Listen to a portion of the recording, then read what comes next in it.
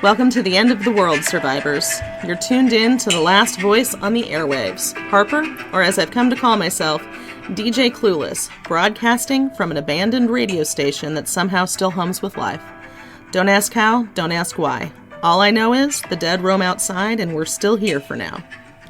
This is where we fight back. I'll be your guide through the madness, sharing survival tips, whispers of safe havens, and the occasional existential crisis. Because let's face it, when the world's gone dark and the dead outnumber the living, the only real question is what's next. Stick around if you're still alive.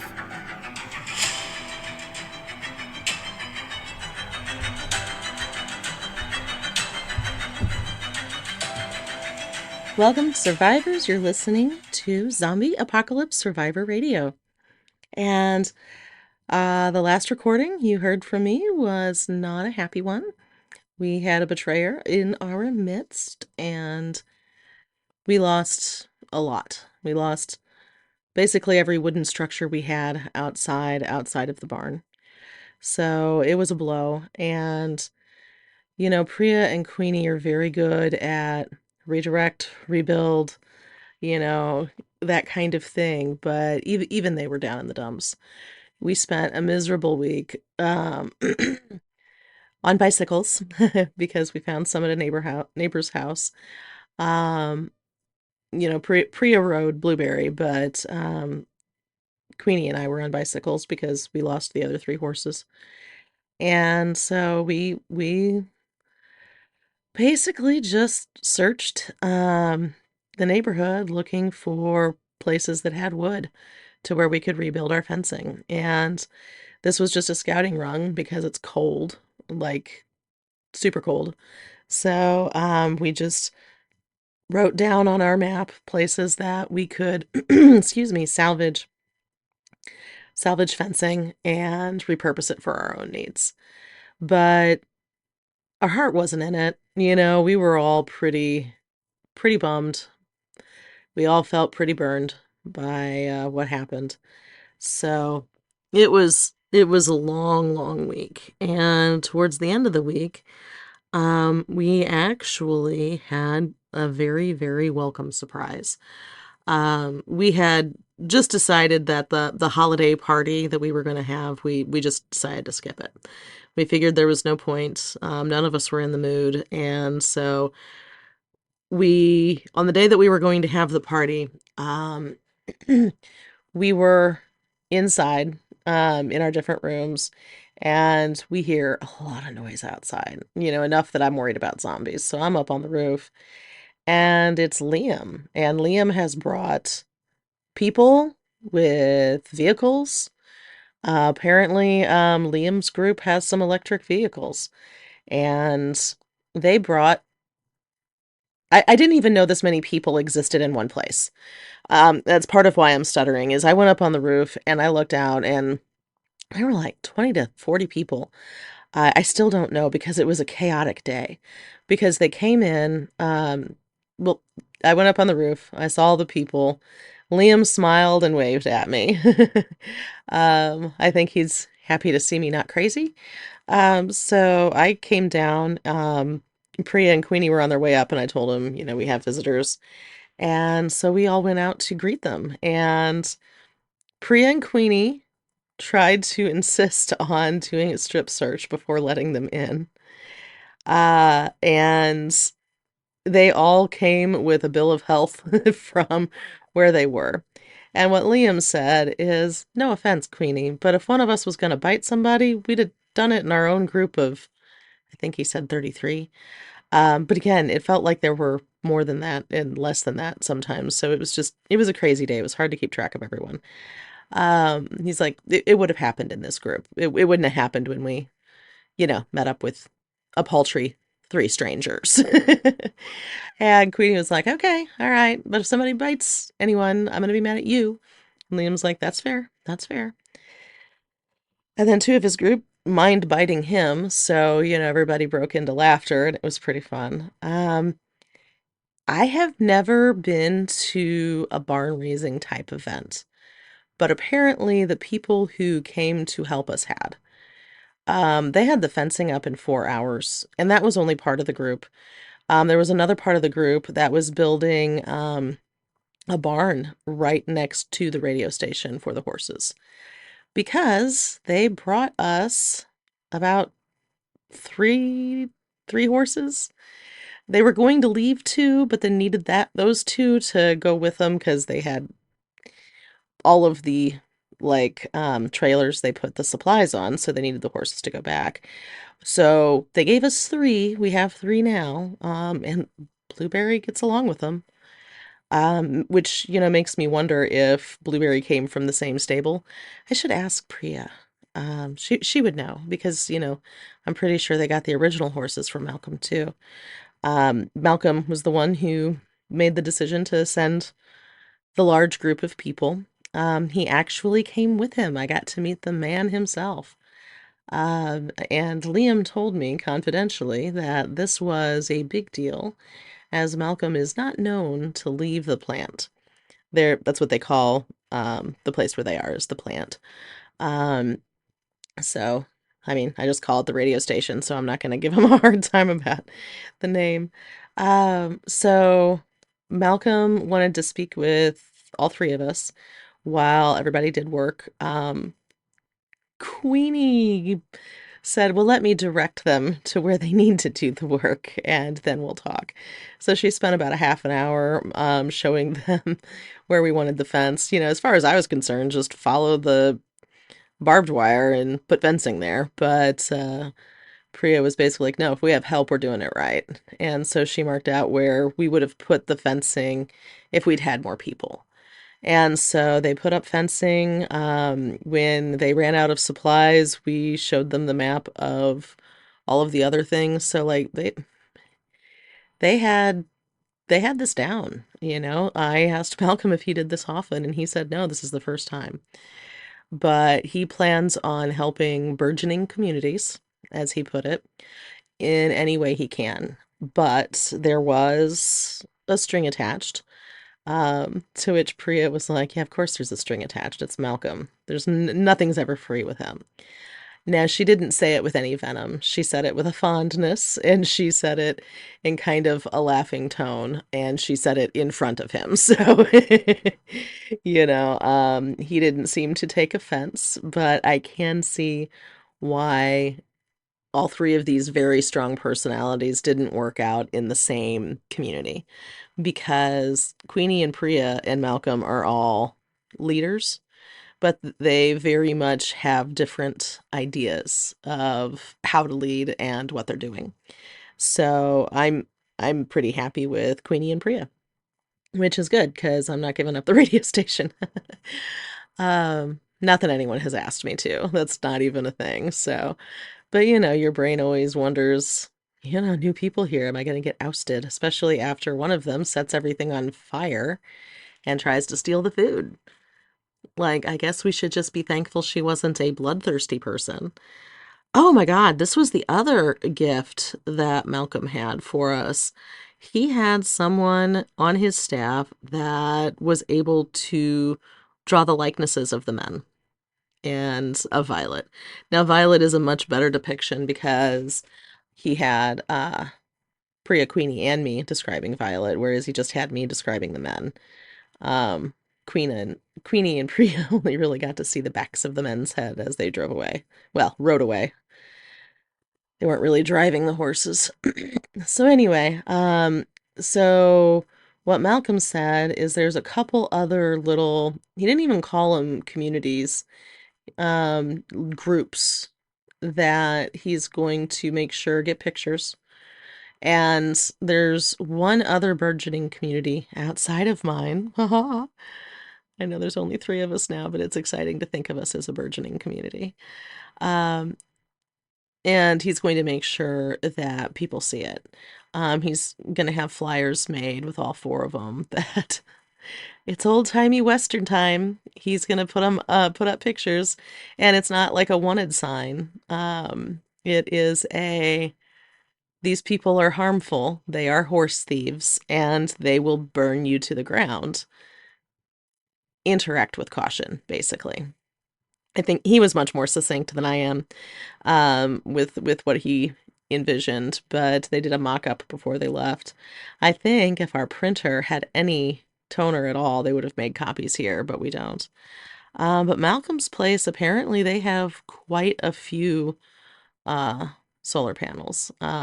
It was at one point like a solar farm of sorts. So power is not an issue. And because power is not an issue, they've attracted quite a few people. So that's why they had so many people come and help. So by the time they left, we had a barn that's right next door that can house a lot of horses. It looked like five on each side. It was a pretty big space, and there were stalls for horses, and I think I counted five on each side. I don't know. I don't know. There's only four of them right now, and they seem to fit just fine. Blueberry seemed happy to have a place that was not the vocational center. He really didn't like it in there. Um, and he made that very known. Um, so I think he's glad to be in a barn with his fellow horses again.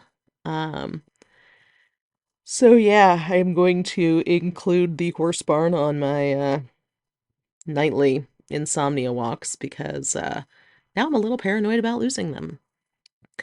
But Malcolm wanted us to basically have an alliance. What he said is he's in a very scientific way. He's a bit of a poet. And what he said was the dreamers have said that this will be a large community. And the dreamers have said the plant will be a large community. And even though we are not large yet, I think we should have an alliance. And the alliance basically states that we help each other out when we can. When somebody has more supplies than they need, they, say, hey, do you need some of this? Basically, we help each other out, and we keep each other informed of problematic people like Violet and the three horse thieves that, well, two. I say that there are three because the moment of seeing them in the hallway is burned into my brain. I wake up sometimes with that image in my head, only Violet actually does kill me in the dream. People who say you could die in your dreams, I've died in my dreams many times. I always just wake up. So, I don't actually die there for real, but Violet kills me quite a few times a week in my dreams. So, I always see her and the three of them because they were huge. And, maybe they weren't huge, and maybe it was just the adrenaline and being outnumbered and all of that. But like, I had a gun on me, but my brain did not let me know that. And it's probably for the best because I didn't shoot them, they didn't shoot me. And yeah, Priya winged Violet and got one of the guys, but I don't blame her because they were taking our horses. And Violet had burned down our perimeter fencing. And so, I'm not going to blame her for taking that shot. I think if my brain had been working, if it had kicked in, if it had been able to cope with the adrenaline, I would have. But none of those things happened, so it happened the way it did. And so we keep each other informed of problematic people, of people who may cause harm to the greater community. And we all have some similar practices.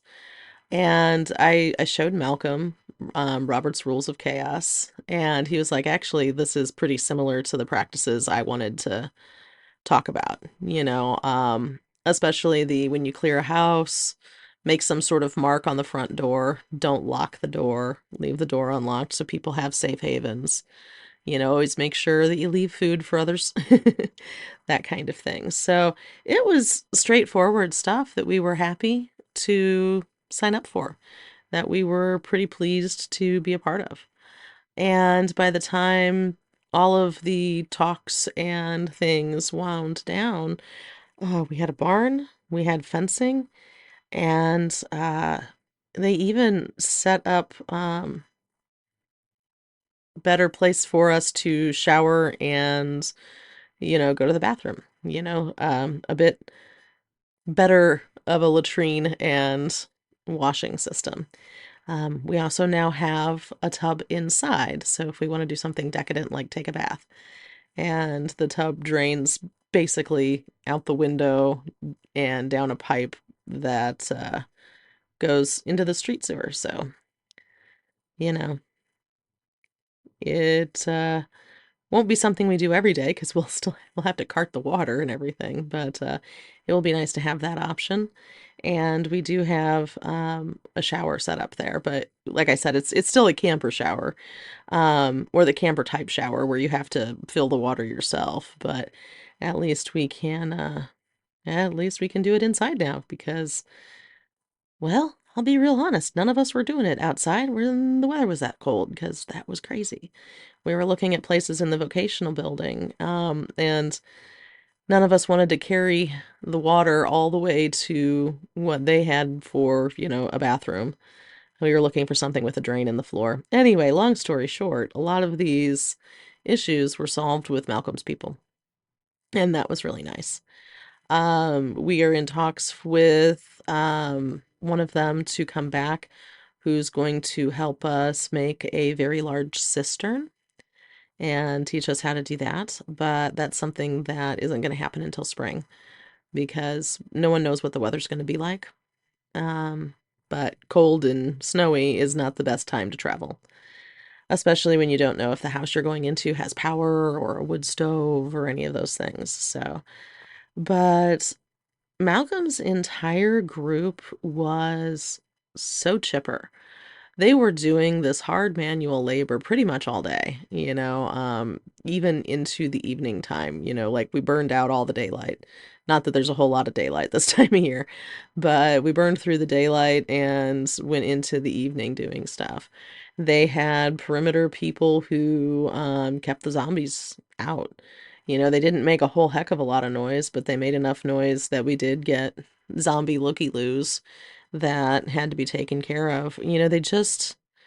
They seem to have a very good system and a very good plan for building something up while making sure that zombies don't come to attack you while doing it. And, it's just impressive to me when you have the right number of people, how much you can get done. They didn't have hundreds of people. They, according to Malcolm, had 33, but I swear sometimes it felt like they had a heck of a lot more just because they got so much done. But what Malcolm said is he brought the people who did the fencing for them, so they knew what they were doing already. He brought the experts. He brought the people who knew how to do the stuff, so the stuff was able to get done. And I was very, very appreciative of that. I did not cry while they were there, but after they left and, I wandered around and saw everything, I did cry. They even set up the barn to where the horses were comfortable and had food and water and all of that. That's going to be a pain in the butt regularly for us, but we like the horses, so we'll do it. Um, and, we're in farm country, so I imagine we'll have lots of things in the area that we can find that will help us with the care and maintenance of these horses. So anyway, that is pretty much our holiday miracle. I don't want this to be like your very special holiday episode. But it was very, very nice to have friends. It was very nice to have friends.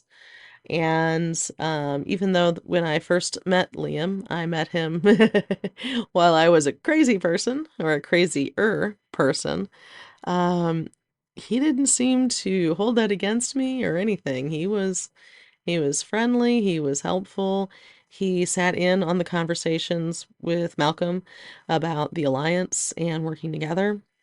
Apparently, he collects intel for Malcolm and, kind of goes out and scouts things and comes back, and they're willing to share that information with us. So it worked out very, very well. It worked out well enough that I am a little surprised and a little agog I'm just like, oh wow, a good thing happened. A good thing happened that didn't have any drawbacks, and that only had more future good things to happen. So yeah, it was wild. And so I, being inside, wasn't able to go out and watch too much of what they were doing. But one of the things that Malcolm shared with us is not only did the people that he bring have knowledge of how to do the stuff, they seem to have a higher endurance and stamina and strength than they did before the zombie apocalypse. And Malcolm said that a lot of that can be written off to, well, we've all been running from zombies. None of us have been eating like we normally did, where we all eat a little lean these days, and that sort of thing. He's like, but that in and of itself isn't enough to account for it. So, in his compound, the women seem to have more dreams and more of the psychic insights or, psychic powers, for lack of a better phrase, which sounds so weird to say. Um, Much like me, they have dreams where they can find things, dreams what to avoid. All of them seem to have some form of goddess or god who shows up in their dreams as a guide. And he finds that incredibly interesting because most of the people involved weren't pagan or, goddess worshippers or anything before. Most of them were, lapsed Christians or some other religion or just agnostic. However, all of the people had a familiarity with whatever goddess showed up. They knew their myths or they had heard of them in stories or something like that. Um, and that's true with me too. I've read a lot about Ma'at and Egyptian mythology. So Ma'at showing up and helping me be invisible makes a certain amount of sense, given that nothing in the zombie apocalypse makes sense, you know? It's like, oh, that makes sense. And it's like, yeah, zombies and superpowers makes sense. What is my life? What is my life? Well, my life's actually pretty good. And I'll be real honest, I would not want to go through having everything burned down again. And the week that followed, it was just a heartbreaking week. We were all so sad. But, we loved Violet. We thought she was one of us, we thought that we were a team. And so it was really hard and it was really, really heartbreaking. And so I'm not going to say, well, it was worth that happening because this good thing. No, I'm not going to do that. But I am going to say that every time we get knocked down, there is a way to stand back up. And I feel like what Violet did knocked us down and knocked us for quite the blow. But now that we've gotten back up again, um, we're in a better position than we were before, you know? She in no way did us a favor. She betrayed us and burned things down. However, the outcome of that betrayal is that we have an alliance and we have a barn and we have 4 horses and 2 more on the way, and we have somebody to share information with. We have somebody to share, supplies with. If we have a lean time, we have somebody that might help, and if we have a surplus, we have somebody we can send our surplus to. It I feel much more secure. I feel like if we run into a hard problem, we have people who have our backs. I feel like we have somewhere to run to. And, it wasn't a quick trip. It took them. They basically heard our message and, the next day put a bunch of stuff together. And it took them 2 or 3 days to get to us, and it'll take them 2 or 3 days to get home. But they have started mapping out routes and trying to keep the roadways at least clear or safe. Um, Although Malcolm and Liam both think that bicycles and horses are probably going to be the main ways we get around. Yeah, they had a couple electric vehicles, which were nice, but they couldn't go faster than the horses, and they didn't have the horses in any kind of vehicle. They had the horses as the vehicle. So, apparently the electric vehicles that were with them, scouted out different routes, scouted around, came back, that kind of thing. I mean, they were laden down with supplies too, but because they could move a lot quicker, they did. And they even know places to stop along the way now where there are solar panels, so they can stay someplace that has air conditioning or heat, so no one is dying from exposure. Um, God, things you don't think are actually going to happen until there is no larger society in play, you know? Anyway, this is the point where I say, even if things are bad, even if you've been betrayed, even if somebody has burned your fencing down, please survive, because you really don't know what'll happen next week or the week after that. There's always a chance that good news or a friend will show up and help you rebuild. So this is Harper saying, survive, survive, survive, and happy holidays, survivors. I hope you are all having a wonderful holiday season. And by wonderful, I mean that you are warm and fed and not being, chased by zombies. All right. Bye-bye.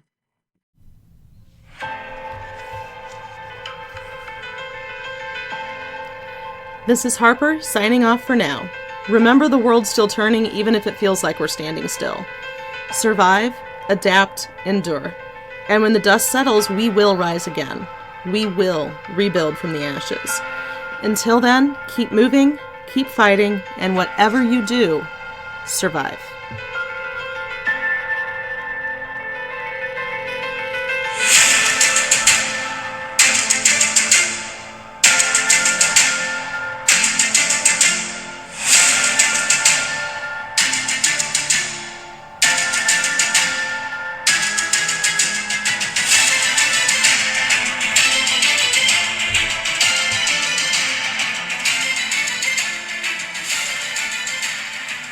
Thank you for listening to Zombie Apocalypse Survivor Radio.